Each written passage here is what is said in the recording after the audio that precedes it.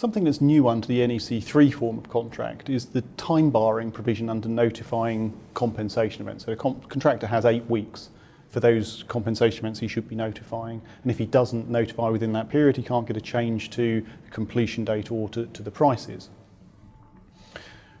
I think there's a certain amount of tension between the time barring provision and clause 10.1, the sort of overriding objective of the contract, which is partly to act with mutual trust and cooperation. Yes, there's the bit that says to act to act as stated in the contract, but then there's the with mutual trust and cooperation.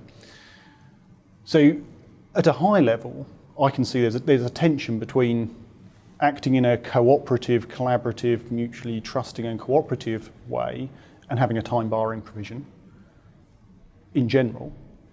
But if you look at it in a little bit more detail, imagine a scenario where a contractor notifies 2 compensation events in a single letter. Now we know that under 13.7 that's not going to be an effective notification. The project manager or the employer then just sits on that notification knowing it's ineffective until 8 weeks and 1 day, writes back to the contractor and says, thank you very much, you can't have that compensation event anymore because you're out of time, I get that work, whatever that change was, for free. And how does that sit with mutual trust and cooperation? Surely you've completely undermined the basis of the contract. John, do you want to go answering that? Well, thanks for that one, Rob. That scenario. I thought that you were going to switch it around and say, aren't having time bars go against mutual trust and collaboration? And I was going to say, no, absolutely not, because trusting, collaborating implies you do some things within a time frame when they're present, when they're in people's memories, when you can do something about them. I think the answer is it doesn't sit with mutual trust and cooperation. I think legally, and correct me, my learned colleagues, if I'm wrong, legally the detail overrides generality, and the detail is you act as stated in this contract, and the contractor hasn't, and the project manager has done a specific act 8 weeks and 1 day afterwards. So I think legally, on the spot, there's a conflict, and it will probably go towards the project manager. Would there not be a duty on the project manager to notify a compensation event as well? It's not just the contractor's responsibility? Depends on the nature of the event. There will be requirements. Yeah, I mean, I think there's a general obligation on both the project manager and the contractor to notify any compensation event, but the time bar is only going to bite in relation to some of them. I think Ewan's point is even in relation to those where the contractor holds the primary obligation, therefore the time bar will bite, the project manager could notify, but is chosen cynically in my scenario, negligently perhaps in another scenario, or just incorrectly in another scenario, has chosen not to notify. Yeah. For me, I think there's 2 things here. I mean, firstly, the overriding obligation is to act as stated in the contract. The mutual trust and cooperation is how you act, but doesn't change the provisions of the contract. So, it's an option A, fixed price lump sum. The contractor realises they've underpriced an activity and says, please can I have some more money? Come on, mutual trust cooperation, give me some more money. The employer would say no in that situation because, why would they? Why should they in that situation? In the same way, employer doesn't want to pay for correcting defects before completion, but they have to because that's what the contract requires. So, the contract isn't necessarily fair, and at times one side may lose out, but that's the commercial deal that's been struck. And you can't use the back end of 10.1 to overrule or overwrite it because one party's lost out.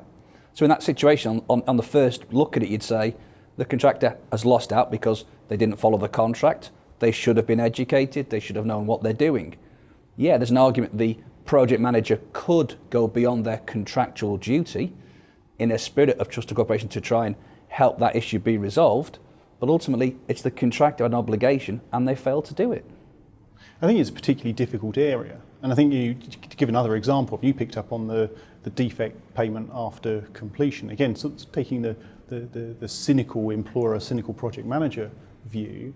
If he knows there's a defect in the work and it's coming up to completion, he could either notify the defect before completion, in which case you pay for it, Or he could just certify completion, knowing there's a defect there but not notifying it, certify completion, and then require the contractor to put it right at no cost. And how does that sit? And this is I think is the real tension. How does that sit with mutual trust and cooperation? So I take the point, the primary obligation is do what it says in the contract, but you can't disjoint that entirely, surely, from mutual trust and cooperation. There might be a difficult burden to prove that there was that cynical intent sitting behind it, that you subjectively knew what you were doing, but that doesn't stop you unravelling the contract. There is a connection, obviously, and I would say as a general comment, where people have operated the contract as written and in the spirit of mutual trust and cooperation, those are the best projects. So being cynical, as one person said, you're losing out on the big picture of it. But actually legally, all the legal writings that I've read say the more specific takes precedence over the more general, which is mutual trust and cooperation. So legally, I think the project managers would hold sway. But for me, it cuts both ways. Will the contractor always put the right figure forward for a compensation? Could they possibly look to increase the value to get an additional return? Could that ever happen possibly on a job? There can be cynicism from both sides. Ultimately, again, the contractor may notify of a compensation event, may know the project manager's going on holiday, no deputy's been appointed, firing some letters saying, if I don't hear back in 2 weeks, it's deemed accepted. So both parties can play games and try and manipulate it.